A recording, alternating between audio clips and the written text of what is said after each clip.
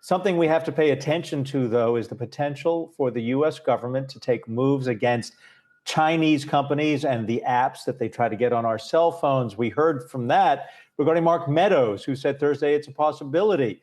Akiko Fujita, I mean, is this the right kind of thing to be doing? Is this a political issue? Is this a security issue?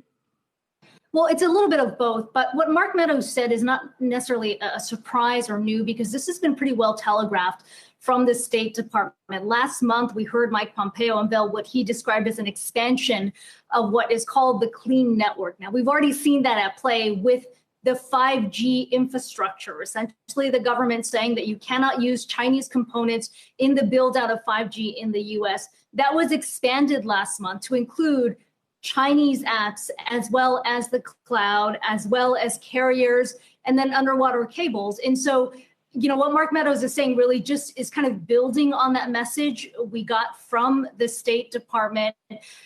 We still don't know what exactly is going to happen with WeChat. That's sort of the next question, especially as we approach that 45-day deadline. But sure, I mean, the Trump administration has made it pretty clear they want to go after Chinese companies, Chinese apps, where they're concerned about the data and privacy. So certainly you can expect additional moves on that front.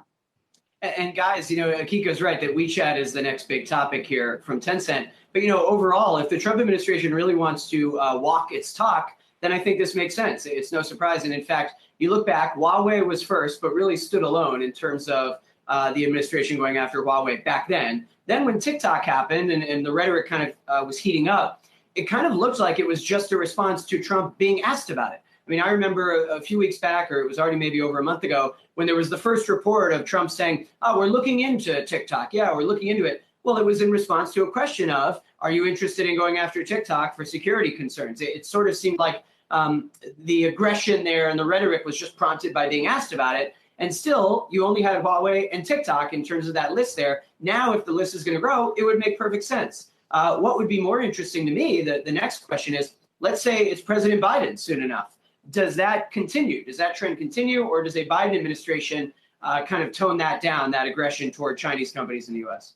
Yeah, and I think that's a big question, Dan, because while we know a Biden administration, at least according to his advisors, would continue a tough stance on China, the question is what the approach is going to be. I will say it's kind of interesting to see the U.S. and the Chinese side going at it on the technology issue, because essentially they're taking a page out of each other's playbooks.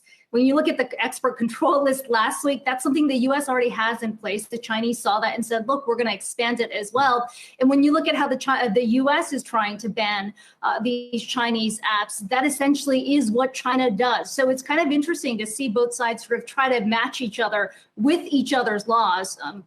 Who knows how it goes moving forward.